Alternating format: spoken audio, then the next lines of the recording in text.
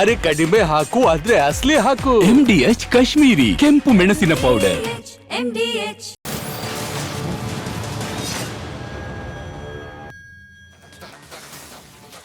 ನಮಸ್ಕಾರ ವೀಕ್ಷಕರೇ, good morning. ನಾನು ಶ್ರೀಲಕ್ಷ್ಮಿ ಅಭಿಜಿತ್, ನನ್ನ ಜೊತೆಗಿದ್ದಾರೆ ಶ್ರೀಪಾದ್ ಪಾಟೀಲ್. ಬಿಗ್ ಮಾರ್ನಿಂಗ್ಗೆ ಸ್ವಾಗತ. ರಾಜ್ಯದಲ್ಲಿ ಶಾಲೆಗಳು ಆರಂಭ ಆಗಿದೆ. ಕೊರೋನಾ ಪರಿಸ್ಥಿತಿ ಏನು ಅನ್ನೋದರ ಕುರಿತಾಗಿ ಸ್ವಲ್ಪ ಮಟ್ಟಿಗಿನ ಆತಂಕ ಶುರುವಾಗಿದೆ. ಶಾಲೆಗಳಿಗೆ ಹೊಸ ಗೈಡ್ಲೈನ್ಸ್ ಅನ್ನ ಕೊಟ್ಟಿದ್ದಾರೆ. ಏನದು ಗೈಡ್ಲೈನ್ಸ್? ಮಕ್ಕಳನ್ನ ನಾವು ಬಹಳ ಎಚ್ಚರಿಕೆಯಿಂದ ನೋಡ್ಕೊಬೇಕಾಗುತ್ತೆ ಈ ಸಾರಿ. ಸೊ ಹಾಗಾಗಿ ಆ ಕುರಿತಾದ ಡೀಟೇಲ್ಸ್ ಏನಿದೆ, ಸುದ್ದಿಗಳೇನಿದೆ ನಿಮ್ಮ ಮುಂದೆ ತರ್ತೀವಿ. ಅದಾದಮೇಲೆ ಕಮಲ್ ಹಾಸನ್ ಇನ್ನೂ ಕೂಡ ಕ್ಷಮೆ ಕೇಳಿಲ್ಲ. ಕನ್ನಡವನ್ನು ಯಾರಂದ್ರೆ ಅವರು ಹೇಗೆ ಬೇಕಾದರೂ ಅವಮಾನ ಮಾಡಿಬಿಡ್ಬೋದಾ? ಕಮಲ್ ಹಾಸನ್ ಅಂತ ಮೇರು ನಟ ಇಂಥದ್ದೊಂದು ಮಾತು ಆಡಬಹುದಾ ಒಂದು ರಾಜ್ಯಕ್ಕೆ?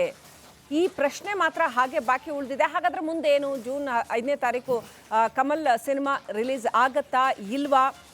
ಜೊತೆಗೆ ಈಶಾನ್ಯ ರಾಜ್ಯಗಳಲ್ಲಿ ರಣ ಮಳೆ ಹೊಡಿತಾ ಇದೆ. ಸಿಕ್ಕಾಪಟ್ಟೆ ಮಳೆಯಿಂದಾಗಿ ಈಶಾನ್ಯ ರಾಜ್ಯಗಳು ಮುಳುಗ್ತಾ ಇದ್ದಾವೆ. ಆ ಎಲ್ಲ ಡೀಟೇಲ್ಸ್ನ ನಿಮ್ಮ ಮುಂದೆ ತರ್ತೀವಿ. ಅದಕ್ಕಿಂತ ಮುಂಚೆ ಈ ಕ್ಷಣದ ಹೆಡ್ಲೈನ್ಸ್.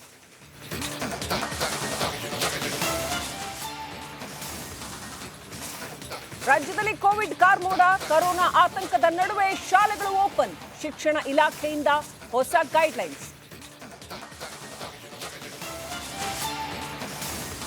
ಕನ್ನಡಕ್ಕೆ ಅವಮಾನಿಸಿ ಕಮಲ್ ಹಾಸನ್ ಮೊಂಡಾಟ. ತಮಿಳು ನಟನ ವಿರುದ್ಧ ಕನ್ನಡಿಗರ ಕಿಚ್ಚು. ಜೂನ್ 5ಕ್ಕೆ ಕರ್ನಾಟಕ ಬಂದ್ ಆಗತ್ತಾ?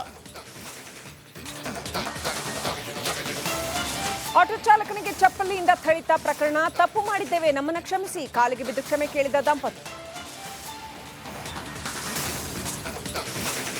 ಕೊಟ್ಟ ಕಾಯ್ದೆ ಉಲ್ಲಂಘನೆ ಆರೋಪ. ಬೆಂಗಳೂರಿನಲ್ಲಿ ಕೊಹ್ಲಿ ಮಾಲೀಕತ್ವದ ಪಬ್ ವಿರುದ್ಧ ಕೇಸ್. ದಿ 18 ಕಮ್ಯೂನ್ ಮೇಲೆ ಎಫ್ಐಆರ್. ಈಶಾನ್ಯ ರಾಜ್ಯಗಳಲ್ಲಿ ಮರಣ ಮಳೆ. ಮಣಿಪುರದಲ್ಲಿ ಭೀಕರ ಪ್ರವಾಹಕ್ಕೆ ಮುಳುಗಿದ ಗ್ರಾಮಗಳು. ಅಸ್ಸಾಂನಲ್ಲಿ ಮನೆ ರಸ್ತೆಗಳು ಮುಳುಗಡೆ.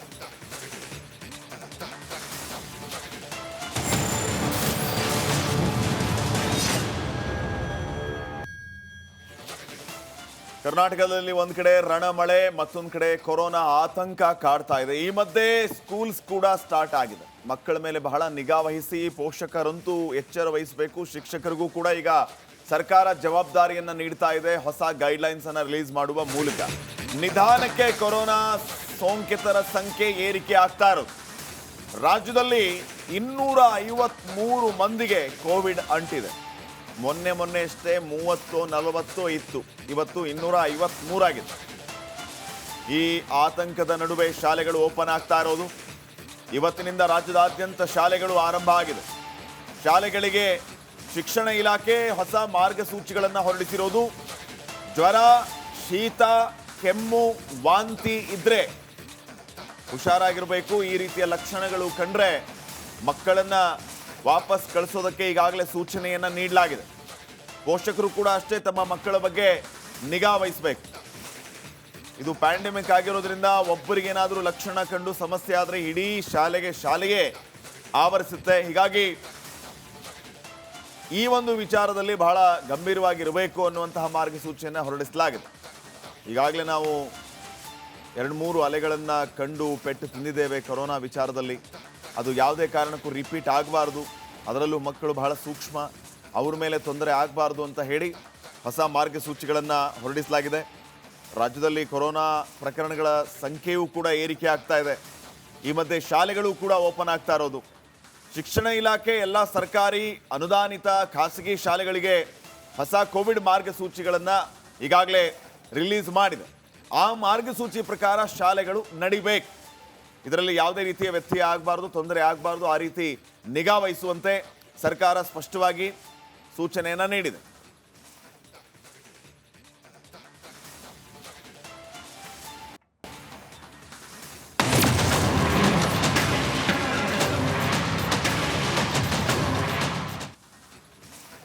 ಈ ಹಿಂದೆ ಕೋವಿಡ್ ಅಲೆಗಳಲ್ಲಿ ಮಕ್ಕಳಿಗೆ ಅಷ್ಟಾಗಿ ತೊಂದರೆ ಆಗಿರಲಿಲ್ಲ. ಮಕ್ಕಳಲ್ಲಿ ಇಮ್ಯುನಿಟಿ ಜಾಸ್ತಿ ಇರುತ್ತೆ ಅಂತ ಆಗಿತ್ತು. ಆದರೆ ಯಾವಾಗಲೂ ಕೂಡ ಕೋವಿಡ್ ಪ್ರೆಡಿಕ್ಟಬಲ್ ಆಗಿಲ್ಲ. ಹಾಗಾಗಿ ಈ ಸಾರಿ ಇದ್ದು ಹೇಗಿದೆ ಅಂತ ಗೊತ್ತಿಲ್ಲ. ರಾಜ್ಯದಲ್ಲಿ ಕೊರೋನಾ ಪ್ರಕರಣಗಳ ಸಂಖ್ಯೆಯಲ್ಲಿ ಸಿಕ್ಕಾಪಟ್ಟೆ ಏರಿಕೆ ಆಗ್ತಾ ಇದೆ. ಈ ಮಧ್ಯೆ ಶಾಲೆಗಳು ಶುರುವಾಗಿದೆ. ಶಿಕ್ಷಣ ಇಲಾಖೆ ಎಲ್ಲ ಸರ್ಕಾರಿ ಹಾಗೂ ಅನುದಾನಿತ ಹಾಗೂ ಖಾಸಗಿ ಎಲ್ಲ ಶಾಲೆಗಳಿಗೆ ಹೊಸ ಕೋವಿಡ್ ಮಾರ್ಗಸೂಚಿಗಳನ್ನು ಹೊರಡಿಸಿದೆ. ದಯವಿಟ್ಟು ಯಾವುದೇ ಥರ ಇಗ್ನೋರ್ ಮಾಡದೆ, ಅವಗಣನೆ ಮಾಡದೆ ಈ ಮಾರ್ಗಸೂಚಿಗಳನ್ನು ಅತ್ಯಂತ ಸ್ಟ್ರಿಕ್ಟ್ ಆಗಿ ಫಾಲೋ ಮಾಡಬೇಕಾಗತ್ತೆ. ಇಮ್ಯುನಿಟಿ ಜಾಸ್ತಿ ಮಾಡ್ಕೊಳ್ಳಿ, ಕಷಾಯ ಕುಡೀರಿ, ಮಕ್ಕಳಲ್ಲಿ ಇಮ್ಯುನಿಟಿ ಜಾಸ್ತಿ ಮಾಡಿಸಿ. ಆದರೆ ಅದರ ಜೊತೆಗೆ ಮೆಡಿಕಲ್ ರೂಲ್ಸ್ ಏನು ಫಾಲೋ ಮಾಡಬೇಕಾಗಿದೆ, ಸರ್ಕಾರ ಹೊರಡಿಸಿರುವ ಮಾರ್ಗಸೂಚಿಗಳು ತಪ್ಪದೇ ಅದನ್ನು ಫಾಲೋ ಮಾಡಿ. ಏನೆಲ್ಲ ಮಾರ್ಗಸೂಚಿಗಳನ್ನು ಹೊರಡಿಸಿದೆ, ಡೀಟೇಲ್ಸ್ ಇಲ್ಲಿದೆ. ಕೊರೋನಾ ರೂಪಾಂತರಿ ಆತಂಕದ ಮಧ್ಯೆ ಶಾಲೆ ಓಪನ್. ಮಕ್ಕಳಿಗೆ ಜ್ವರ, ಶೀತ, ಕೆಮ್ಮು, ವಾಂತಿ ಇದ್ದರೆ ಹುಷಾರ್. ರಾಜ್ಯದಲ್ಲಿ ಕೊರೋನಾ ಸೆಂಚುರಿ ಸಿಡಿಸಿ ಮುನ್ನುಗ್ಗುತ್ತಿದೆ. ಈ ಮಧ್ಯೆ ದೇಶಕ್ಕೆ ಹೊಸ ತಳಿಗಳು ಲಗ್ಗೆ ಇಟ್ಟಿದ್ದು ಆತಂಕವನ್ನ ಮತ್ತಷ್ಟು ಹೆಚ್ಚಿಸಿದೆ. ಈ ಆತಂಕದ ನಡುವೆಯೇ ರಾಜ್ಯದಲ್ಲಿ ಶಾಲೆಗಳು ಆರಂಭವಾಗಿವೆ. ಮೇ 29ರಿಂದ ಶಾಲೆಗಳು ಓಪನ್ ಆಗಿದ್ದು, ಇಂದಿನಿಂದ ಎಲ್ಲಾ ಮಕ್ಕಳು ಶಾಲೆಗೆ ಬರಲಿದ್ದಾರೆ.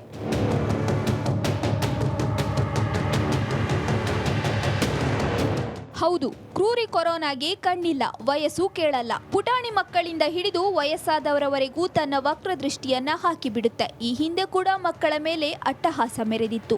ಇದೀಗ ಮತ್ತೆ ಎಂಟ್ರಿ ಕೊಟ್ಟಿದ್ದು ಸದ್ದಿಲ್ಲದೆ ಸೋಂಕಿತರ ಸಂಖ್ಯೆಯನ್ನ ಏರಿಸಿಕೊಳ್ತಿದೆ. ಈ ಬೆನ್ನಲ್ಲೇ ಶಾಲೆಗಳು ಆರಂಭವಾಗಿದೆ. ಹೀಗಾಗಿ ಕೋವಿಡ್ ತಡೆಗಟ್ಟಲು ಶಿಕ್ಷಣ ಇಲಾಖೆಯಿಂದ ಹೊಸ ಸುತ್ತೋಲೆ ಹೊರಡಿಸಲಾಗಿದೆ.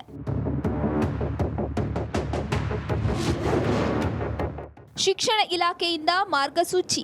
ಸರ್ಕಾರಿ ಸೇರಿ ಎಲ್ಲ ಶಾಲೆಗಳಿಗೂ ಮಾರ್ಗಸೂಚಿ ಬಿಡುಗಡೆ ಮಾಡಿದ್ದಾರೆ. ಜ್ವರ, ನೆಗಡಿ, ಕೆಮ್ಮು ಇರುವ ಮಕ್ಕಳನ್ನ ಶಾಲೆಗೆ ಕಳಿಸಬೇಡಿ. ಮಕ್ಕಳು ಗುಣಮುಖರಾದ ನಂತರವೇ ಶಾಲೆಗೆ ಕಳುಹಿಸಬೇಕು. ರೋಗ ಲಕ್ಷಣ ಇರುವ ಮಕ್ಕಳ ಪೋಷಕರಿಗೆ ಮಾಹಿತಿ ನೀಡಿ ಎಂದು ಶಾಲೆಗಳಿಗೆ ತಿಳಿಸಲಾಗಿದೆ. ಇನ್ನು ಶಿಕ್ಷಕರಿಗೆ ಜ್ವರ, ನೆಗಡಿ, ಕೆಮ್ಮು ಬಂದ್ರೆ ಅಗತ್ಯ ಕ್ರಮ ಕೈಗೊಳ್ಳಿ. ಶಾಲಾ ಆವರಣ, ತರಗತಿ ಕೊಠಡಿಗಳು, ಶೌಚಾಲಯಗಳು, ಮೇಲ್ಛಾವಣಿ, ಬಿಸಿಯೂಟ ಪರಿಕರಗಳು ಸೇರಿದಂತೆ ಎಲ್ಲವನ್ನೂ ನಿಯಮಿತವಾಗಿ ಸ್ವಚ್ಛಗೊಳಿಸಬೇಕು. ಶಾಲೆಗಳಲ್ಲಿ ಸ್ಯಾನಿಟೈಸರ್, ಸಾಬೂನು ಮತ್ತು ಶುದ್ಧ ಕುಡಿಯುವ ನೀರಿನ ವ್ಯವಸ್ಥೆಯನ್ನು ಒದಗಿಸಬೇಕು ಎಂದು ಶಿಕ್ಷಣ ಇಲಾಖೆ ಸೂಚನೆ ನೀಡಿದೆ.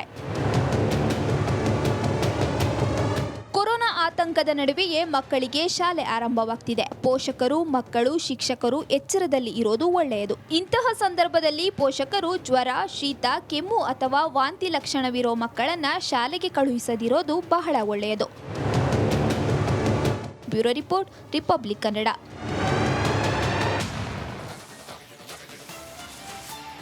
ಸೊ ಯಾವ ರೀತಿ ಕೊರೋನಾ ಗೈಡ್ಲೈನ್ಸ್ ಇದೆ ಅನ್ನೋದನ್ನ ನಾವು ನೋಡ್ತಾ ಹೋದ್ರೆ, ಸರ್ಕಾರಿ ಸೇರಿ ಎಲ್ಲ ಶಾಲೆಗಳಿಗೂ ಕೂಡ ಈಗಾಗಲೇ ಸರ್ಕಾರ ಮಾರ್ಗಸೂಚಿಯನ್ನ ಬಿಡುಗಡೆ ಮಾಡಿದೆ. ಈ ಮಾರ್ಗಸೂಚಿಯನ್ನ ಯಥಾವತ್ ಪಾಲನೆ ಮಾಡಬೇಕು. ಇದರಲ್ಲಿ ಯಾವುದೇ ರೀತಿಯ ಲೋಪ ಆಗಬಾರ್ದು ಅಂತ ಹೇಳಿ, ಜ್ವರ, ನೆಗಡಿ, ಕೆಮ್ಮು ಇರುವಂತ ಮಕ್ಕಳನ್ನ ಶಾಲೆಗೆ ಪೋಷಕರು ಕಳಿಸೋದಕ್ಕೆ ಹೋಗಬಾರ್ದು.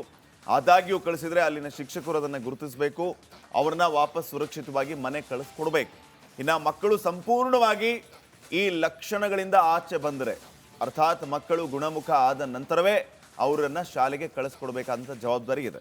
ಇನ್ನು ರೋಗ ಲಕ್ಷಣಗಳು ಇರುವಂಥ ಮಕ್ಕಳು ಅಂದರೆ ನೆಗಡಿ, ಕೆಮ್ಮು, ಶೀತ, ಜ್ವರ ಇತ್ಯಾದಿ ಇತ್ಯಾದಿ ಈ ಕೊರೋನಾ ಸಿಂಪ್ಟಮ್ಸ್ ಇರುತ್ತೆ. ಆ ಸಿಂಪ್ಟಮ್ಸ್ಗಳು ಯಾರಿಗಿದೆ ಅಂಥವರನ್ನು ಶಾಲೆಗೆ ಕಳಿಸ್ಬಾರ್ದು. ಒಂದು, ಪೋಷಕರಿಗೆ ಮಾಹಿತಿಯನ್ನು ನೀಡಬೇಕು. ನೀವು ಮಕ್ಕಳನ್ನು ಶಾಲೆಗೆ ಕಳಿಸ್ಬಿಟ್ಟಿರ್ತೀರಿ, ಆ ಸಿಂಪ್ಟಮ್ಸ್ ಬಗ್ಗೆ ತಲೆ ಕೆಡಿಸ್ಕೊಂಡಿರಲಿಲ್ಲ, ಶಿಕ್ಷಕರು ಅದನ್ನು ನೋಟಿಸ್ ಮಾಡಿದರೆ ಅವರ ಪೋಷಕರಿಗೆ ಆ ಮಾಹಿತಿಯನ್ನು ನೀಡಬೇಕು. ಇನ್ನು ಶಿಕ್ಷಕರಿಗೆ ಜ್ವರ, ನೆಗಡಿ, ಕೆಮ್ಮು ಬಂದರೆ ಅಗತ್ಯ ಕ್ರಮ ಕೈಗೊಳ್ಳಬೇಕು. ಶಿಕ್ಷಕರು ಕೂಡ ಈ ಸಿಂಪ್ಟಮ್ಸ್ಗಳಿಂದ ತೊಂದರೆಯನ್ನು ಅನುಭವಿಸ್ತಾ ಇದ್ದರೆ ಅವರೂ ಕೂಡ ಗಮನ ವಹಿಸಬೇಕು ಅನ್ನುವಂತಹ ಸೂಚನೆ ಇದೆ. ಇನ್ನು ಶಾಲೆಗಳಲ್ಲಿ ಬಹಳ ಮುಖ್ಯವಾಗಿ ಸ್ವಚ್ಛತೆಯನ್ನು ಕಾಪಾಡಬೇಕು. ಕೋವಿಡ್ ನಿಯಮಗಳ ಪಾಲನೆಯನ್ನು ಮಾಡಬೇಕು. ಕೋವಿಡ್ ನಿಯಮಗಳ ಪಾಲನೆ ಅಂತಂದ್ರೆ ಏನು? ಸೋಷಿಯಲ್ ಡಿಸ್ಟೆನ್ಸ್ ಮೇಂಟೈನ್ ಮಾಡೋದು, ಜೊತೆಗೆ ಸ್ಯಾನಿಟೈಸ್ ಮಾಡೋದು, ಮಾಸ್ಕನ್ನು ಧರಿಸೋದು. ಸೋಷಿಯಲ್ ಡಿಸ್ಟೆನ್ಸ್ ಸ್ಕೂಲಲ್ಲಿ ಮೇಂಟೈನ್ ಮಾಡೋದಕ್ಕೆ ಸಾಧ್ಯನಾ ಅನ್ನುವಂಥ ಪ್ರಶ್ನೆ ಕೂಡ ಇದೆ. ಮಕ್ಕಳು ಓಡಾಡ್ತಾ ಇರ್ತಾರೆ, ಪಾಠ ತರಗತಿಗಳಲ್ಲಿ ಭಾಗಿಯಾಗ್ತಾ ಇರ್ತಾರೆ, ಇದು ಸ್ವಲ್ಪ ಕಷ್ಟ ಸಾಧ್ಯ ಆಗ್ಬೋದು. ಆದರೂ ಕೂಡ ನಾವು ಕಾಳಜಿಯನ್ನು ವಹಿಸಬೇಕು, ಜಾಗೃತಿಯನ್ನು ವಹಿಸಬೇಕು. ಶುದ್ಧ ಕುಡಿಯುವ ನೀರಿನ ವ್ಯವಸ್ಥೆಯನ್ನು ಪ್ರತಿ ಶಾಲೆಗಳಲ್ಲಿ ಮಾಡಬೇಕು. ಆಟ ಪಾಠ, ಸ್ವಚ್ಛಂದ ಪರಿಸರ ಶಾಲೆಯಲ್ಲಿ ಇರಬೇಕು ಅನ್ನುವಂಥದ್ದು ಮಾರ್ಗಸೂಚಿಯ ಮುಖ್ಯವಾದ ಉದ್ದೇಶ ಆಗಿದೆ. ಇನ್ನು ಈ ವಿಚಾರವಾಗಿ ಡೀಟೇಲ್ಸ್ ಅನ್ನು ಕೊಡ್ತಾರೆ ನಮ್ಮ ಪ್ರತಿನಿಧಿ ವೀರೇಶ್. ಈಗ ನೇರ ಸಂಪರ್ಕದಲ್ಲಿ ಜಾಯ್ನ್ ಆಗಿದ್ದಾರೆ. ವೀರೇಶ್, ಈ ಒಂದು ಮಾರ್ಗಸೂಚಿಗಳು ಎಷ್ಟರ ಮಟ್ಟಿಗೆ ಪಾಲನೆ ಆಗುತ್ತೆ ಅನ್ನುವಂಥದ್ದು ಮುಖ್ಯವಾಗುತ್ತೆ. ಜೊತೆಗೆ ಮಕ್ಕಳ ಬಗ್ಗೆ ಶಿಕ್ಷಕರು, ಪಾಲಕರು ಮುತುವರ್ಜಿಯನ್ನು ವಹಿಸಬೇಕು. ಏನೆಲ್ಲ ಅಪ್ಡೇಟ್ಸ್ ಕೊಡ್ತೀರಿ ವಿಚಾರವಾಗಿ?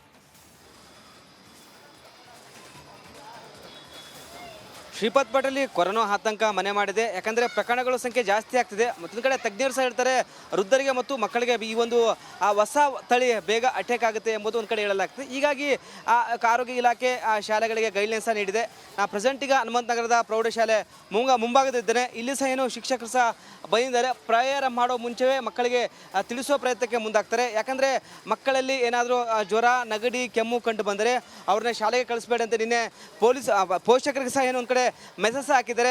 ಪೋಷಕರು ಸಹ ಆ ಥರ ಜ್ವರ ಬಂದರೆ ನಾವು ಕಳಿಸಲ್ಲ ಅಂತವ್ರು ಸಹ ಅವರು ಸಹ ಒಂದು ಕಡೆ ರಿಕ್ವೆಸ್ಟ್ ಸಹ ಏನೋ ಮಾಡಿಕೊಂಡಿದ್ದಾರೆ. ಹೀಗಾಗಿ ನೋಡ್ತಿರ್ಬೋದು ಮಕ್ಕಳು ಸಹ ಈಗ ಶಾಲೆಗೆ ಬಂದಿದ್ದಾರೆ. 9:00 ಶಾಲೆ ಆರಂಭವಾಗುತ್ತೆ. ಇದೀಗ ಪ್ರೇಯರ್ ಆಗುತ್ತೆ. ಪ್ರೇಯರ್ ಸಂದರ್ಭದಲ್ಲಿ ಕೋವಿಡ್ ರೂಲ್ಸ್ ಏನು ಯಾವ ರೀತಿ ಪಾಲನೆ ಮಾಡಬೇಕು, ನಾವು ಹೇಗೆ ಇರಬೇಕು, ಸಾಮಾಜಿಕ ಅಂತರ ಯಾವ ರೀತಿ ಕಾಪಾಡಬೇಕು, ಮತ್ತೊಂದು ಕಡೆ ಜ್ವರ, ನೆಗಡಿ ಬಂದರೆ ನಾವು ಯಾವ ರೀತಿ ಮನೆಯಲ್ಲಿ ನಾವು ಟ್ರೀಟ್ಮೆಂಟ್ ತೆಗೆದುಕೊಳ್ಬೇಕು, ಮನೆಯಲ್ಲಿ ಯಾವ ರೀತಿ ಇರಬೇಕು ಎಂಬುದು ಪೋಷಕರಿಗೆ ಮತ್ತು ಮಕ್ಕಳಿಗೆ ಇಲ್ಲಿನ ಟೀಚರ್ಸ್ ತಿಳಿಸೋ ಪ್ರಯತ್ನಕ್ಕೆ ಮುಂದಾಗ್ತಾರೆ. ಹೀಗಾಗಿ ಎಲ್ಲ ಒಂದು ಕಡೆ ಆ ಕೊರೋನಾ ಆತಂಕ, ಯಾಕಂದರೆ ಫಸ್ಟ್ ವೇವ್, ಸೆಕೆಂಡ್ ವೇವ್ ಬಂದು ಹೋಗಿದೆ ಶಾಲೆಗಳಲ್ಲಿ ಮತ್ತು ಪೋಷಕರು ಮಕ್ಕಳಲ್ಲಿ ಮತ್ತು ಇಲ್ಲಿನ ಟೀಚರ್ಗೆ ಗೊತ್ತು ಯಾವ ರೀತಿ ನಾವು ಈ ಒಂದು ಕೊರೋನಾದಿಂದ ಪಾರಾಗಬೇಕು, ಏನೆಲ್ಲ ರಕ್ಷಣೆ ಮಾಡಬೇಕು ಎಂಬುದು ಗೊತ್ತು. ಯಾಕಂದರೆ ಮಾಸ್ಕ್ ಕಡ್ಡಾಯ ಇನ್ನೂ ಮಾಡಿಲ್ಲ. ಆದರೆ ಮಕ್ಕಳಲ್ಲಿ, ಶಿಕ್ಷಕರಲ್ಲಿ ಏನಾದರೂ ಜ್ವರ, ನೆಗಡಿ, ಕೆಮ್ಮು ಬಂದರೆ ಮನೆಯಲ್ಲೇ ಇರಿ, ಶಾಲೆಗೆ ಬರಬೇಡಿ. ಯಾಕಂದರೆ ಒಬ್ಬರಿಂದ ಒಬ್ಬರಿಗೆ ರೋಗ ಹರಡುವ ಆಗ್ಬೋದು. ಯಾಕಂದರೆ ಕೊರೋನಾ ಒಂದು ಕಡೆ ಸಿಂಟಮ್ಸ್ ಒಬ್ಬರಿಗೆ ಬಂದರೆ ಅದು ಇನ್ನೊಬ್ಬರಿಗೆ ಅಟ್ಯಾಕ್ ಆಗುತ್ತೆ. ಹೀಗಾಗಿ ಯಾವ ರೀತಿಯ ಮುನ್ನೆಚ್ಚರಿಕೆ ಕ್ರಮವಾಗಿ ಎಲ್ಲ ಶಾಲೆಗಳಲ್ಲಿ ಅನುದಾನಿತ ಖಾಸಗಿ ಮತ್ತು ಸರ್ಕಾರಿ ಶಾಲೆಗಳಿಗೆ ಕೋವಿಡ್ ರೂಲ್ಸ್ ಪಾಲನೆಗೆ ಮುಂದಾಗಿದ್ದಾರೆ. ಈಗಾಗಲೇ ಶಿಕ್ಷಣ ಇಲಾಖೆ ಸಹ ಒಂದು ಕಡೆ ಮಾರ್ಗಸೂಚಿ ಸಹ ನೀಡಿದೆ. ಜ್ವರ, ನೆಗಡಿ, ಕೆಮ್ಮು ಬಂದರೆ ಶಾಲೆಗೆ ಕಳಿಸಬೇಡಿ, ಶಿಕ್ಷಕರು ಶಾಲೆಗೆ ಬರಬೇಡಿ, ಸಾಮಾಜಿಕ ಅಂತರ, ಮತ್ತೊಂದು ಕಡೆ ವಾರಕ್ಕೆ 1 ಬಾರಿ ಸ್ಯಾನಿಟೈಸ್ ವ್ಯವಸ್ಥೆ ಮಾಡಿ. ಏನಾದರಲ್ಲಿ ಮಕ್ಕಳಲ್ಲಿ ಜ್ವರ, ಶಾಲೆಯಲ್ಲಿ ಮಗುವಿಗೆ ಜ್ವರ, ನೆಗಡಿ, ಕೆಮ್ಮು ಬಂದರೆ ತಕ್ಷಣವೇ ಅವ್ರನ್ನ ಮನೆಗೆ ಕಳಿಸಿ, ಪೋಷಕರಿಗೆ ತಿಳಿಸಿ ಅವ್ರನ್ನ ಹಾಸ್ಪಿಟ್ಲಿಗೆ ಅಡ್ಮಿಟ್ ಮಾಡುವ ಒಂದು ಮಾಹಿತಿ ಸಹ ನೀಡಬೇಕಂತ ಒಂದು ಕಡೆ ಶಿಕ್ಷಣ ಇಲಾಖೆ ಡೈರೆಕ್ಷನ್ ನೀಡಿದೆ. ಹೀಗಾಗಿ ಪೋಷಕರು ಸಹ ಮತ್ತು ಇಲ್ಲಿನ ಶಿಕ್ಷಕರು ಸಹ ಒಂದು ಕಡೆ ಪೋಷಕರಿಗೆ ಮನವಿ ಸಹ ಮಾಡ್ತಿದ್ದಾರೆ. ಬರುವಂಥ ಪೋಷಕರಿಗೆ ತಿಳಿಸ್ತಿದ್ದಾರೆ ಮಕ್ಕಳಲ್ಲಿ ಏನಾದರೂ ಜ್ವರ, ನೆಗಡಿ, ಕೆಮ್ಮು ಅಂದರೆ ಶಾಲೆಗೆ ಕಳಿಸ್ಬೇಡಿ ಅಂತ ಒಂದು ಕಡೆ ರಿಕ್ವೆಸ್ಟ್ ಮಾಡಿಕೊಡ್ತಿದ್ದಾರೆ Shripad Patil. Okay, thank you Veeresh ಮಾಹಿತಿಗಾಗಿ.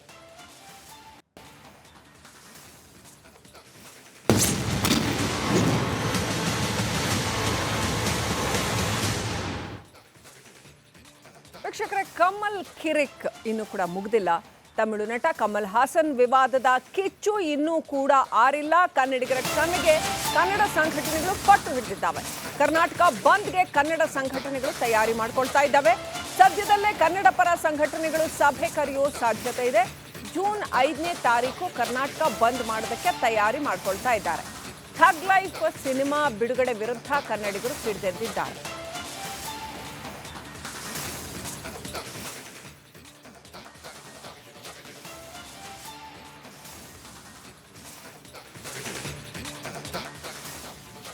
ಕನ್ನಡ ಭಾಷೆಯ ಬಗ್ಗೆ ಕಮಲ್ ಹಾಸನ್ ವಿವಾದಾತ್ಮಕ ಹೇಳಿಕೆ ದೇಶದಾದ್ಯಂತ ಚರ್ಚೆಗೆ ಗ್ರಾಸವಾಗಿದೆ. ಕನ್ನಡ ಪರ ಸಂಘಟನೆಗಳು ತಮಿಳು ನಟನ ವಿರುದ್ಧ ಈಗಾಗಲೇ ರೊಚ್ಚಿಗೆದ್ದಿವೆ. ಕ್ಷಮೆ ಕೇಳೋವರೆಗೂ ಬಿಡೋದಿಲ್ಲ ಅಂತ ಆಗ್ರಹಿಸ್ತಾ ಇವೆ. ಈ ಮಧ್ಯೆ ಥಗ್ ಲೈಫ್ ಸಿನಿಮಾ ಬಿಡುಗಡೆ ವಿರುದ್ಧ ಕೂಡ ಕನ್ನಡ ಪರ ಸಂಘಟನೆಗಳು ಸಿಡಿದೆದ್ದಿವೆ.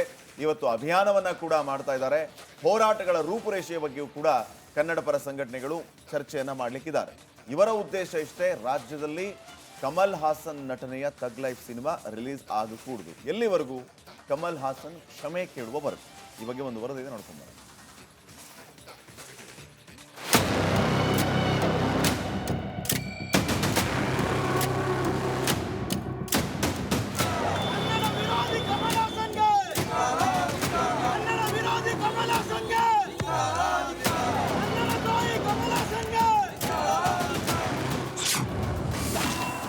ನಟ ಕಮಲ್ ಹಾಸನ್ ವಿರುದ್ಧ ಕನ್ನಡಿಗರ ಕಿಚ್ಚು. ಕರ್ನಾಟಕದಲ್ಲಿ ಥಗ್ ಲೈಫ್ ಬ್ಯಾನ್ ಆಗುತ್ತಾ? ಕನ್ನಡದ ಬಗ್ಗೆ ಕಮಲ್ ಹಾಸನ್ ನೀಡಿದ ವಿವಾದಾತ್ಮಕ ಹೇಳಿಕೆ ದೇಶಾದ್ಯಂತ ಚರ್ಚೆ ಆಗುತ್ತಿದೆ. ಕರ್ನಾಟಕ ಪರ ಸಂಘಟನೆಗಳು ತಮಿಳು ನಟನ ವಿರುದ್ಧ ರೊಚ್ಚಿಗೆದ್ದಿವೆ. ಥಗ್ ಲೈಫ್ ಸಿನಿಮಾ ಬಿಡುಗಡೆ ವಿರುದ್ಧ ಸಿಡಿದೆದ್ದಿವೆ. ಇಂದು ಮುಂದಿನ ಹೋರಾಟಗಳ ರೂಪರೇಷೆ ಬಗ್ಗೆ ಕನ್ನಡ ಪರ ಸಂಘಟನೆಗಳ ಮುಖಂಡರು ಸಭೆ ನಡೆಸಲಿದ್ದಾರೆ.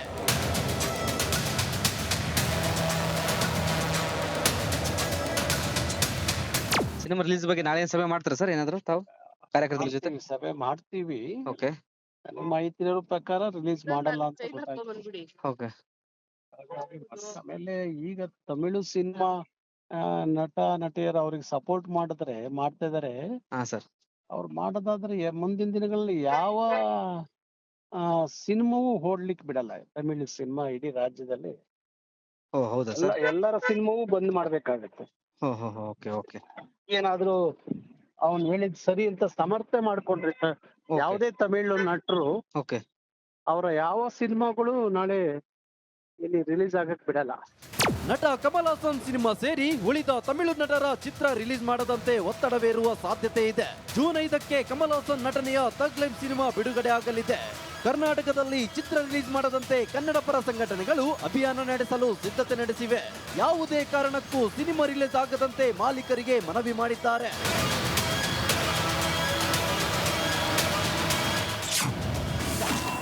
ಭಾಷಾ ವಿಚಾರದಲ್ಲಿ ಬೆಂಕಿ ಹಚ್ಚುತ್ತಿರುವ ಕಮಲ್ ಹಾಸನ್. ಇನ್ನು ತಮಿಳು ನಟ ಕಮಲ್ ಹಾಸನ್ ವಿರುದ್ಧ ಕರ್ನಾಟಕ ಸಾಹಿತ್ಯ ಪರಿಷತ್ ಅಧ್ಯಕ್ಷ ಮಹೇಶ್ ಜೋಶಿ ಆಕ್ರೋಶ ಹೊರಹಾಕಿದ್ದಾರೆ. ಭಾಷೆ ವಿಚಾರದಲ್ಲಿ ಕಮಲ್ ಹಾಸನ್ ಬೆಂಕಿ ಹಚ್ಚುತ್ತಿದ್ದಾರೆ ಅಂತ ಕಿಡಿಕಾರಿದ್ದಾರೆ. ಕಮಲ್ ಹಾಸನ್ ಅವರು ಹೇಳಿರ್ತಕ್ಕಂತಹ ಹೇಳಿಕೆಯನ್ನು ಖಂಡಿಸ್ತೀನಿ. ಕನ್ನಡ ಸಾಹಿತ್ಯ ಪರಿಷತ್ತು ಸ್ಪಷ್ಟವಾಗಿ ಖಂಡನೆಯನ್ನು ಮಾಡ್ತಕ್ಕಂಥದ್ದು. ಒಬ್ಬ ಕಲಾವಿದ, ಸಾಹಿತಿ ಮನಸ್ಸನ್ನು ಬೆರೆಸಬೇಕು, ಮನಸ್ಸುಗಳನ್ನು ಅರಳಿಸ್ಬೇಕು, ಕೆರಳಿಸ್ತಕ್ಕಂಥ ಕೆಲಸ ಮಾಡಬಾರ್ದು. ಇವತ್ತು ಇವರು ಮನಸ್ಸುಗಳನ್ನು ಕೆರಳಿಸ್ತಕ್ಕಂಥ ಕೆಲಸ ಮಾಡಿದ್ದಾರೆ. ಕ್ಷಮೆ ಕೇಳದ ಕಮಲ್ ಹಾಸನ್ ವಿರುದ್ಧ ಕನ್ನಡಿಗರು ಸಿಡಿದೆದ್ದಿದ್ದಾರೆ. ಕ್ಷಮೆ ಕೇಳದಿದ್ರೆ ರಾಜ್ಯದಲ್ಲಿ ಥಗ್ ಲೈಫ್ ಸಿನಿಮಾ ಬಿಡುಗಡೆ ಆಗಲ್ಲ ಅಂತ ಕನ್ನಡ ಪರ ಸಂಘಟನೆಗಳು ರೊಚ್ಚಿಗೆದ್ದಿದ್ದಾರೆ. News desk, Republic Kannada. ಇವಾಗ ಇನ್ನಷ್ಟು ಅಪ್ಡೇಟ್ ಪಡ್ಕೊಳ್ಳೋಣ. ನಮ್ಮ ಪ್ರತಿನಿಧಿ ಧ್ರುವ ಲೈವ್ ಕರೆಕ್ಟ್ ಆಗಿದ್ದಾರೆ. ವೀಕ್ಷಕರ ವಿಷಯ ಏನಂತಂದರೆ, ಇದರಲ್ಲಿ ಯಾರೋ ಒಬ್ರು ಹೀಗೆ ಹೇಳ್ಬಿಟ್ರು ಅನ್ನೋದಲ್ಲ. ಕಮಲ್ ಹಾಸನ್ ಅಂತ ನಟ, an actor of that stature, ಬೇಕಿತ್ತಾ ಅವ್ರಿಗೆ ಇಂಥ ಮಾತಾಡೋದು ಬೇಕಿತ್ತಾ ಅನ್ನೋಂಥ ಪ್ರಶ್ನೆ. ಈ ಭಾಷೆಗಳ ವಿಚಾರದಲ್ಲಿ ಪರ್ಫೆಕ್ಟ್ ಎಕ್ಸಾಂಪಲ್, ನಮ್ಗೆ ಅತ್ಯುತ್ತಮ ಉದಾಹರಣೆ ಅಂತಂದರೆ ವರನಟ ಡಾಕ್ಟರ್ ರಾಜ್ಕುಮಾರ್ ಅವರು. ಎಷ್ಟು ಚೆನ್ನಾಗಿ ಅವರು ಭಾಷೆಯನ್ನು ಬದುಕಿದ್ರು. ಅವರು ಭಾಷೆ ಬಗ್ಗೆ ಮಾತಾಡಲಿಲ್ಲ. ಅವರು ನಾನು ಕನ್ನಡನ ಪ್ರೀತಿಸ್ತೀನಿ ಅದು ಇದು ಹೇಳಲಿಲ್ಲ. He just lived it. ಬದುಕಿದ್ರು ಅವರು, ಕನ್ನಡನ ಅತ್ಯಂತ ಅದ್ಭುತವಾಗಿ ಬದುಕಿದ್ರು. ಹಾಗಂತ ಬೇರೆ ಭಾಷೆಗೆ ಅವಮಾನ ಮಾಡಲಿಲ್ಲ. ಈ ಭಾಷೆ ಮೇಲು, ಆ ಭಾಷೆ ಕೀಳು, ಇಂಥದ್ದು ಯಾವುದನ್ನು ಮಾಡಲಿಲ್ಲ ಅವರು. ತಮಿಳು ನಟರ ಜೊತೆಗೂ ಚೆನ್ನಾಗಿದ್ರು, ತೆಲುಗು ಅಕ್ಕಿನೇನಿ ಅವ್ರ ಜೊತೆಗೂ ಚೆನ್ನಾಗಿದ್ರು, ಎಲ್ಲರ ಜೊತೆ ಚೆನ್ನಾಗಿದ್ರು. ಆದರೆ ಯಾರನ್ನೂ ಅವಮಾನ ಮಾಡಲಿಲ್ಲ. ಲೆಟ್ಸ್ ಗೋ ಟು ಧ್ರುವ. ಕನ್ನಡ ಸಂಘಟನೆಗಳು ಏನು ತಯಾರಿ ಮಾಡ್ಕೊಳ್ತಾ ಇದ್ದಾವೆ, ಯಾವ ರೀತಿಯ ಪ್ರತಿಭಟನೆಯನ್ನು ಮಾಡೋದಕ್ಕೆ ತಯಾರಿ ಮಾಡ್ಕೊಳ್ತಾ ಇದ್ದಾವೆ? ಜೊತೆಗೆ ಧ್ರುವ, ನನಗೆ ಅನಿಸುತ್ತೆ ಕನ್ನಡದ ಇತಿಹಾಸದ ಬಗ್ಗೆ, ಕನ್ನಡ ಭಾಷೆಯ ಅದರ ಎಷ್ಟೋ ಅದು ಪ್ರಾಚೀನವಾದಂಥ ಒಂದು ಭಾಷೆ ಅನ್ನೋದ್ರ ಕುರಿತಾಗಿ ಮತ್ತು ಎಷ್ಟು ಮಹತ್ವದ ಭಾಷೆ ಅನ್ನೋದ್ರ ಕುರಿತಾಗಿ ನಮ್ಮ ಸಿನಿಮಾ ರಂಗದವರಿಗೆ ಒಂದು ಪಾಠದ ಅವಶ್ಯಕತೆ ಇದೆ ಅಂತ ಅನಿಸುತ್ತೆ. ಕನ್ನಡ ಸಂಘಟನೆಗಳು ಇನ್ನಷ್ಟು ಚೆನ್ನಾಗಿ ಅವರಿಗೆ ಬುದ್ಧಿ ಕಲಿಸಬೇಕಾದ ಅಗತ್ಯ ಇದೆ ಅಂತ ಅನಿಸುತ್ತೆ. ಒಬ್ಬ ನಟ ಕೂಡ ಕನ್ನಡದ ಕುರಿತಾಗಿ, ಕನ್ನಡದ ಅಸ್ಮಿತೆಯ ಕುರಿತಾಗಿ ಡಿಫೆಂಡ್ ಮಾಡ್ಕೊಳ್ತಾ ಇಲ್ಲ. ಬದಲಾಗಿ ಕಮಲ್ ಹಾಸನ್ ಅವರು ಹೇಳಿದ್ದು ತಪ್ಪು ಅಂತ ಸ್ಪಷ್ಟವಾಗಿ ಕೆಲವು ಮಂದಿ ಮಾತ್ರ ಹೇಳಿದ್ದಾರೆ. ಧ್ರುವ, ಏನು ನಡೀತಾ ಇದೆ ಈ ವಿಚಾರಕ್ಕೆ ಸಂಬಂಧಪಟ್ಟಂಗೆ?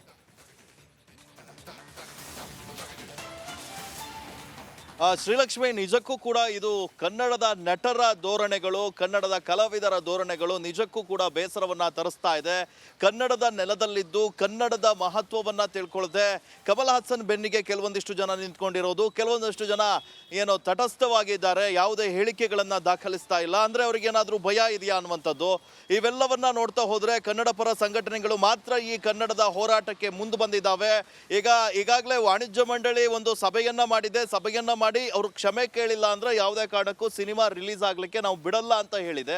ಆದರೆ ಯಾವ ನಟರು ಕೂಡ ಈ ಬಗ್ಗೆ ಧ್ವನಿ ಎತ್ತಾ ಇಲ್ಲ. ಕೆಲವೊಂದಿಷ್ಟು ಜನ ಮಾತ್ರ, ಬೆರಳೆಣಿಕೆಯ ನಟರು ಮಾತ್ರ ಈ ಬಗ್ಗೆ ಒಂದು ಪ್ರತಿಕ್ರಿಯೆಯನ್ನ ನೀಡಿ ಆಕ್ರೋಶವನ್ನ ವ್ಯಕ್ತಪಡಿಸ್ತಾ ಇದ್ದಾರೆ. ಮತ್ತೊಂದು ಕಡೆ ಕನ್ನಡ ಪರ ಸಂಘಟನೆಗಳು ಕೂಡ ವಿವಿಧ ರೀತಿಯಲ್ಲಿ ಹೋರಾಟವನ್ನ ಮಾಡ್ತಾ ಇದ್ದಾರೆ. ಇದರಲ್ಲಿ ಮತ್ತೊಂದು ಭಾಗವಾಗಿ 5ನೇ ತಾರೀಕು ಸಿನಿಮಾ ರಿಲೀಸ್ ಆಗ್ತಾ ಇದೆ. ಆ ಸಿನಿಮಾ, ಕಮಲ್ ಹಾಸನ್ ನಟನೆಯ ಸಿನಿಮಾ ಏನಿದೆ ಅದನ್ನ ಬೆಂಗಳೂರಿನಲ್ಲಿರ್ಬೋದು, ರಾಜ್ಯಾದ್ಯಂತ ಎಲ್ಲೂ ರಿಲೀಸ್ ಆಗ್ಲಿಕ್ಕೆ ಯಾವುದೇ ಕಾರಣಕ್ಕೂ ಬಿಡಬಾರ್ದು. ಒಂದ್ ವೇಳೆ ರಿಲೀಸ್ ಆದ್ರೆ ಥಿಯೇಟರ್ಗಳ ಹೊತ್ತಿ ಉರಿತಾವೆ ಎನ್ನುವಂತ ಎಚ್ಚರಿಕೆಯನ್ನು ಕೂಡ ನೀಡ್ತಾ ಇದ್ದಾರೆ. ಅದರ ಭಾಗವಾಗಿ ಇವತ್ತು ಕನ್ನಡ ಪರ ಸಂಘಟನೆ ಇರ್ಬೋದು, ಹಾಗೆ ರೂಪೇಶ್ ರಾಜಣ್ಣ ನೇತೃತ್ವದಲ್ಲಿ ಇವತ್ತು ಮುಖ್ಯವಾಗಿ ಈ ಥಿಯೇಟರ್ಗಳಿಗೆ ಹೋಗಿ ಅವರಿಗೆ ಮನವಿಯನ್ನ ಕೂಡ ಮಾಡ್ತಾರೆ. ಯಾವುದೇ ಕಾರಣಕ್ಕೂ ಕಮಲ್ ಹಾಸನ್ ನಟನೆಯ ಥಗ್ ಲೈಫ್ ಚಿತ್ರವನ್ನ ರಿಲೀಸ್ ಮಾಡಬೇಡಿ ಅನ್ನುವಂಥ ಒಂದು ಮನವಿಯನ್ನ ಕೂಡ ಮಾಡ್ತಾರೆ. ಅಲ್ಲದೆ ಮೊನ್ನೆ ಕಾಮಾಕ್ಷಿ ಪಾಳ್ಯದಲ್ಲಿರುವಂತಹ ವಿಕ್ಟ್ರಿ ಥಿಯೇಟರ್ ಏನಿದೆ, ನಾವು ಶೀಘ್ರದಲ್ಲೇ ಕಮಲ್ ಹಾಸನ್ ಚಿತ್ರವನ್ನ ರಿಲೀಸ್ ರಿಲೀಸ್ ಮಾಡ್ತೀವಿ ಅಂತ ಹೇಳಿ ಒಂದು ಎಕ್ಸ್ನಲ್ಲಿ ಪೋಸ್ಟನ್ನು ಮಾಡಿದ್ರು. ಇದರ ನಡುವೆ ಕರವೇ ಪ್ರವೀಣ್ ಶೆಟ್ಟಿ ಬಣ ನಿನ್ನೆ ಗೆರವನ್ನು ಹಾಕಿ ಅವರಿಗೆ ಎಚ್ಚರಿಕೆಯನ್ನು ಕೊಡುವಂಥ ಕೆಲಸವನ್ನು ಮಾಡಿದ್ರು. ಹೀಗಾಗಿ ಒಂದು ವೇಳೆ ಯಾವುದಾದ್ರೂ ಥಿಯೇಟರ್ಗಳು ಮೂವಿಯನ್ನು ರಿಲೀಸ್ ಮಾಡಿದರೆ ಏನು ಅವರ ವಿರುದ್ಧ ಉಗ್ರವಾಗಿ ಹೋರಾಟವನ್ನು ಮಾಡ್ತೀವಿ, ಥಿಯೇಟರ್ಗೆ ಹೆಚ್ಚು ಕಡಿಮೆ ಆದರೆ ನಾವು ಹೊಣೆಯಲ್ಲ ಅನ್ನುವಂಥ ಎಚ್ಚರಿಕೆಯನ್ನು ಕೂಡ ನೀಡ್ತಾ ಇದ್ದಾರೆ. ಇನ್ನೊಂದು ವಿಚಾರ ಅಂತ ಹೇಳಿದರೆ 5ನೇ ತಾರೀಕು ಕರ್ನಾಟಕ ಬಂದ್ಗೆ ಕೂಡ ಸಿದ್ಧತೆಯನ್ನು ನಡೆಸ್ಕೊಂಡಿದ್ದಾರೆ. ಮುಖ್ಯವಾಗಿ 5ನೇ ತಾರೀಕು ಕಮಲ್ ಹಾಸನ್ ನಟನೆಯ ಚಿತ್ರ ರಾಜ್ಯಾದ್ಯಂತ ಬಿಡುಗಡೆ ಆಗುತ್ತೆ. ಸೊ ಹಾಗಾಗಿ ಆ ಒಂದು ಚಿತ್ರ ರಿಲೀಸನ್ನು ಯಾವುದೇ ಕಾರಣಕ್ಕೂ ಮಾಡಬಾರ್ದು, ಕಮಲ್ ಹಾಸನ್ ವಿರುದ್ಧ ಕ್ರಮ ಆಗಬೇಕು, ಆತ ಸ್ವಾರಿಯನ್ನ ಕೇಳಬೇಕು, ಅಲ್ಲಿವರೆಗೂ ಬಿಡಲ್ಲ ಅನ್ನುವಂಥದ್ದು ಕನ್ನಡ ಪರ ಸಂಘಟನೆಗಳ ಪಟ್ಟು. ಹೀಗಾಗಿ ರಾಜ್ಯಾದ್ಯಂತ ಬಂದನ್ನು ಮಾಡುವಂಥ ಕೆಲಸವನ್ನು ಕೂಡ ಮಾಡ್ತಾ ಇದ್ದಾರೆ. ಅದರ ಭಾಗವಾಗಿ ಇವತ್ತು ಥಿಯೇಟರ್ಗಳಿಗೆ ವಿಸಿಟ್ ಅನ್ನು ಮಾಡ್ತಾರೆ ಕರವೇ ಕಾರ್ಯಕರ್ತರು ಹಾಗೆ ಕನ್ನಡ ಪರ ಸಂಘಟನೆಯ ಕಾರ್ಯಕರ್ತರು. ಆಲ್ರೈಟ್. ಇನ್ನು ಹೇಮಾವತಿ ಕೆನಾಲ್ ಕಾಮಗಾರಿಯ ವಿರುದ್ಧ ಈಗಾಗಲೇ ಆಕ್ರೋಶದ ಕಟ್ಟೆ ಒಡೆದಿದೆ. ಅವತ್ತು ಪ್ರತಿಭಟನೆ ಯಾವ ಹಂತವನ್ನು ತಲುಪಿತ್ತು ತಮಗೆಲ್ಲ ಗೊತ್ತಿರುವಂತಹ ವಿಚಾರ. ಈಗ ಪ್ರತಿಭಟನಾ ನಿರತರ ವಿರುದ್ಧ ಕೇಸ್ ದಾಖಲಾಗಿ ಎಫ್ಐಆರ್ ಕೂಡ ಮಾಡಲಾಗಿದೆ. ಬಿಜೆಪಿ ಮುಖಂಡ ದಿಲೀಪ್ ಕುಮಾರ್ ವಿರುದ್ಧ ಎಫ್ಐಆರ್, ದಿಲೀಪ್ ವಿರುದ್ಧವೇ 5ಕ್ಕೂ ಹೆಚ್ಚು ಎಫ್ಐಆರ್ ದಾಖಲಾಗಿದೆ. ಈ ಹಿಂದೆ ಗುಬ್ಬಿ ಕ್ಷೇತ್ರದ ಬಿಜೆಪಿ ಸ್ಪರ್ಧಿಯಾಗಿದ್ದರು ಈ ದಿಲೀಪ್. ಶಾಸಕ ಶ್ರೀನಿವಾಸ್ ವಿರುದ್ಧ 2 ಬಾರಿ ಸೋತಿದ್ದಾರೆ. ಇದಲ್ಲದೆ 100ಕ್ಕೂ ಹೆಚ್ಚು ಜನರ ವಿರುದ್ಧ 13 ಎಫ್ಐಆರ್ಗಳು ದಾಖಲಾಗಿದೆ.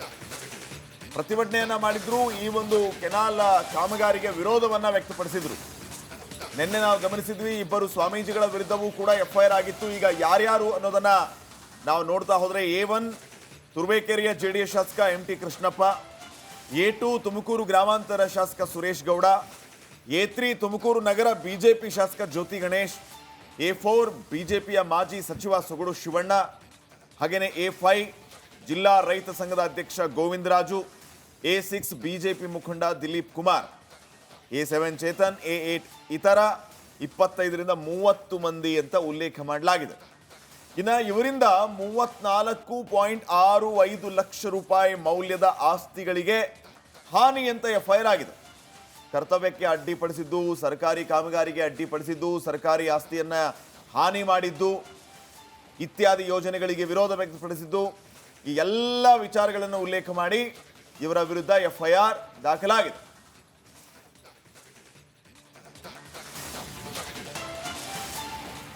ತುಮಕೂರಿನಲ್ಲಿ ಹೇಮಾವತಿ ನಾಲೆ ಸಂಘರ್ಷಕ್ಕೆ ಸಂಬಂಧಪಟ್ಟಂತೆ ಬಿಜೆಪಿ ಜೆಡಿಎಸ್ ಶಾಸಕರು ಪ್ರತಿಭಟನೆ ಮಾಡಿಸಿದ್ದಾರೆ ಅಂತ ಅಧಿಕಾರಿಗಳ ಸಭೆ ಕರೆದು ಚರ್ಚೆ ಮಾಡ್ತೀನಿ ಅಂತ ಬೆಂಗಳೂರಿನಲ್ಲಿ ಗೃಹ ಸಚಿವ ಪರಮೇಶ್ವರ್ ಹೇಳಿಕೆ ಕೊಟ್ಟಿದ್ದಾರೆ.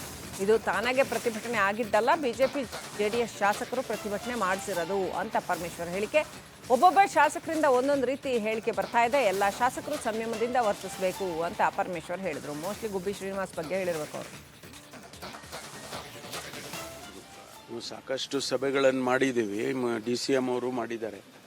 ಇದು ತಾಂತ್ರಿಕವಾಗಿ ನಾವು ಸಮಿತಿ ಮಾಡಿ ಸಮಿತಿಯಿಂದ ವರದಿ ತರಿಸ್ಕೊಂಡು ಆನಂತರ ಕ್ರಮ ಮಾಡ್ತೀವಿ ಅಂತ ಹೇಳಿತ್ತು. ಅದರ ಪ್ರಕಾರ ವರದಿ ಬಂದಿದೆ. ವರದಿನಲ್ಲಿ ಕೂಡ ಇದು ಏನು ತೊಂದರೆ ಆಗೋದಿಲ್ಲ ಅಂತ ಹೇಳಿ ವರದಿ ಕೊಟ್ಟಿದ್ದಾರೆ. ಅದನ್ನು ಮುಂದೆ ಇಟ್ಕೊಂಡು ಕೆಲಸ ಪ್ರಾರಂಭ ಮಾಡಬೇಕು ಅಂತ ಇರಿಗೇಷನ್ ಡಿಪಾರ್ಟ್ಮೆಂಟಿಂದ ಸೂಚನೆ ಕೊಟ್ಟಿದ್ರು. ಹಾಗಾಗಿ ಕೆಲಸ ಪ್ರಾರಂಭ ಮಾಡಿದ್ದಾರೆ. ಈ ಮಧ್ಯೆ ಸ್ವಾಭಾವಿಕವಾಗಿ ಅಲ್ಲಿ ನಮಗೆ ತೊಂದರೆ ಆಗುತ್ತೆ ಅಂತ ರೈತ ಸಮುದಾಯದವರು ಮತ್ತು ವಿಶೇಷವಾಗಿ ಶಾಸಕರುಗಳು ಪ್ರೊಟೆಸ್ಟ್ ಮಾಡಿಸಿದ್ದಾರೆ. ನಾನೀಗ ತುಮಕೂರಿಗೆ ಹೋಗ್ತಾ ಇದ್ದೀನಿ. ಅಲ್ಲಿ ಹೇಮಾವತಿ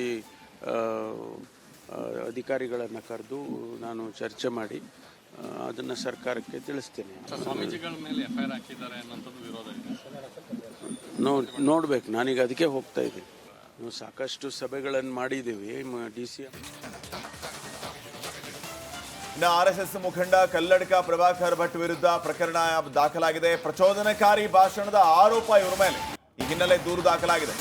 ಸುಹಾಸ್ ಶೆಟ್ಟಿ ಶ್ರದ್ಧಾಂಜಲಿ ಕಾರ್ಯಕ್ರಮದಲ್ಲಿ ಇವರು ಭಾಷಣ ಮಾಡಿರ್ತಾರೆ, ಅದು ಪ್ರಚೋದನಕಾರಿಯಾಗಿತ್ತು ಅಂತ ಕಂಪ್ಲೇಂಟ್ ಆಗಿದೆ.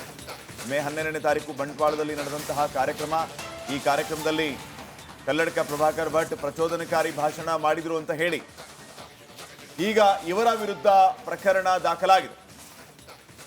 ಸಮಾಜದ ಸ್ವಾಸ್ಥ್ಯ ಕೆಡುವಂತೆ ಭಾಷಣ ಮಾಡಿದ್ದಾರೆ ಅನ್ನುವಂತಹ ಆರೋಪ ಇವರ ವಿರುದ್ಧ. ಮತೀಯ ಗುಂಪುಗಳ ನಡುವೆ ವೈಮನಸ್ಸಿಗೆ ಕಾರಣ ಆಗ್ತಾ ಇದ್ದಾರೆ ಅನ್ನುವಂತಹ ಆರೋಪ ಇವರ ವಿರುದ್ಧ. ಈ ಎಲ್ಲ ವಿಚಾರಗಳನ್ನು ಇಟ್ಕೊಂಡು ಬಂಟ್ವಾಳ ಗ್ರಾಮಾಂತರ ಪೊಲೀಸ್ ಸ್ಟೇಷನ್ನಲ್ಲಿ ಕಲ್ಲಡ್ಕ ಪ್ರಭಾಕರ್ ಭಟ್ ವಿರುದ್ಧ ಪ್ರಕರಣ ದಾಖಲಾಗಿದೆ.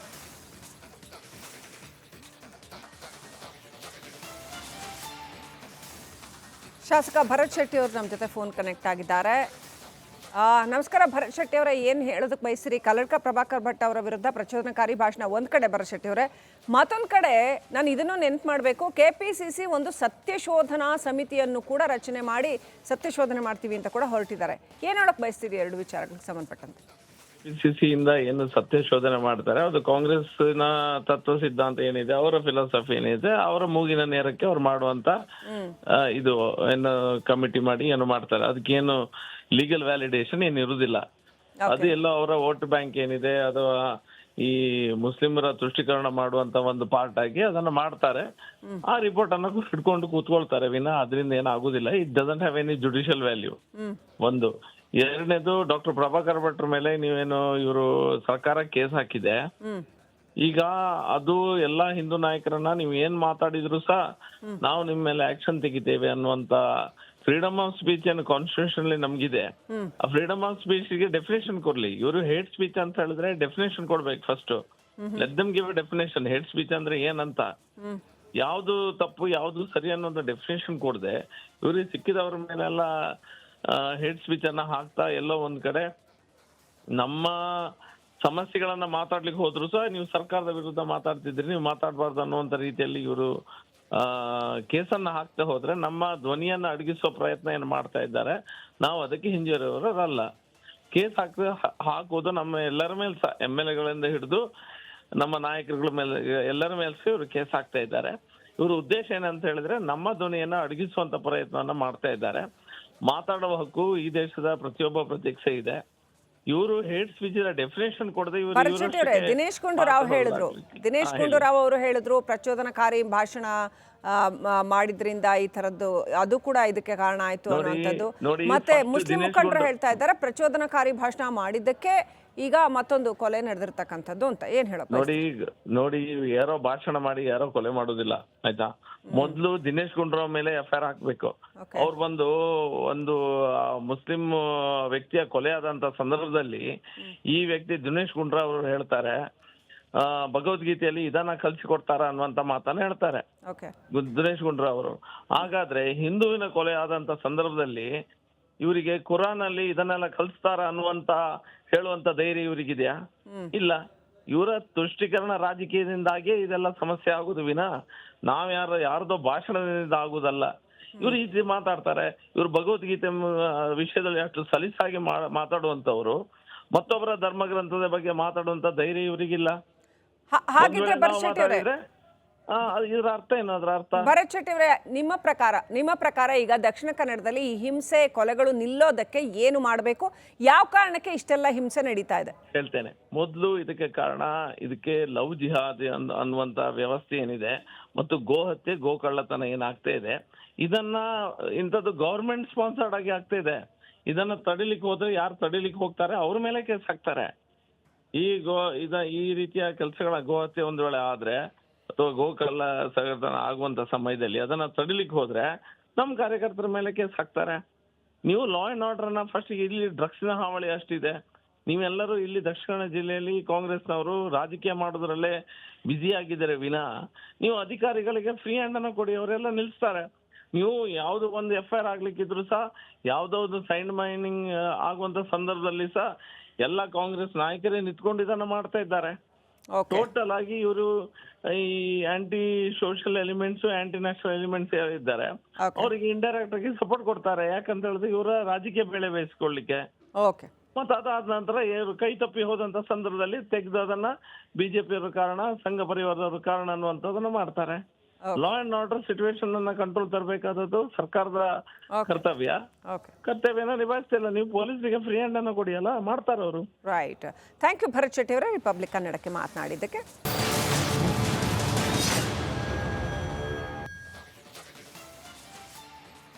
ವಿರಾಮದ ನಂತರ ಮತ್ತೆ ಸ್ವಾಗತ. ದಕ್ಷಿಣ ಕನ್ನಡ SP ಅರುಣ್ ಕಾರ್ಯಾಚರಣೆಯನ್ನ ಆರಂಭಿಸಿದ್ದಾರೆ. ರಾತ್ರೋರಾತ್ರಿ ವಿವಿಧ ಮುಖಂಡರ ಮನೆಗಳಿಗೆ ಭೇಟಿಯನ್ನ ನೀಡಿರುವುದು ಈಗ ಆಕ್ರೋಶಕ್ಕೆ ಕಾರಣ ಆಗ್ತಾ ಇದೆ. GPS ಫೋಟೋ ತೆಗೆದು ಕಾರ್ಯಕರ್ತರ ಮೇಲೆ ಹದ್ದಿನ ಕಣ್ಣಿರಿಸಿದ್ದಾರೆ SP ಅವರು.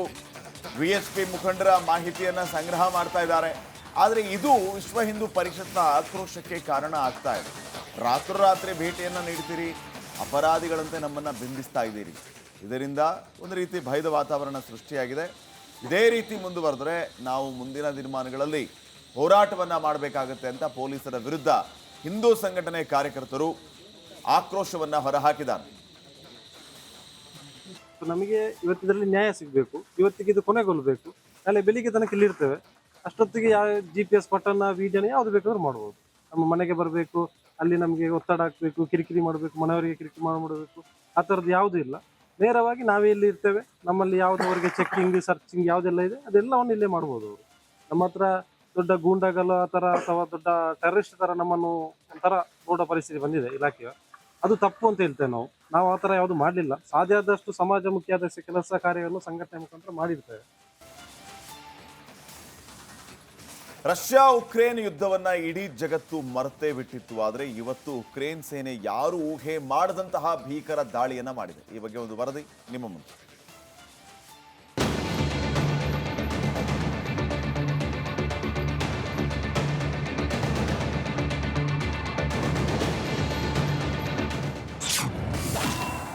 ಸೈಬೀರಿಯಾದಲ್ಲಿ ಅಕ್ಷರಶಃ ಅಬ್ಬರಿಸಿದ ಉಕ್ರೇನ್ ಸೇನೆ.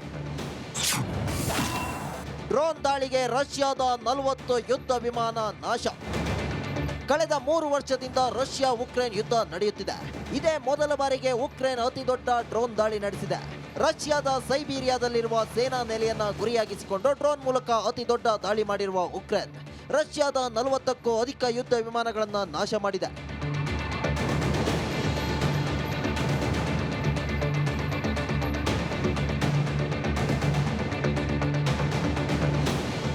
ಡ್ರೋನ್ ದಾಳಿಯ ಸಣ್ಣ ಕ್ಲಿಪ್ ಅನ್ನು ಹಂಚಿಕೊಂಡು ಉಕ್ರೇನ್ ದೊಡ್ಡ ಪ್ರಮಾಣದ ಡ್ರೋನ್ ದಾಳಿ ನಡೆಸಿದ್ದು 40ಕ್ಕೂ ಹೆಚ್ಚು ರಷ್ಯಾದ ಮಿಲಿಟರಿ ವಾಹನಗಳಿಗೆ ಹಾನಿಯಾಗಿದೆ ಎಂದು ಉಕ್ರೇನ್ ಹೇಳಿಕೊಂಡಿದೆ.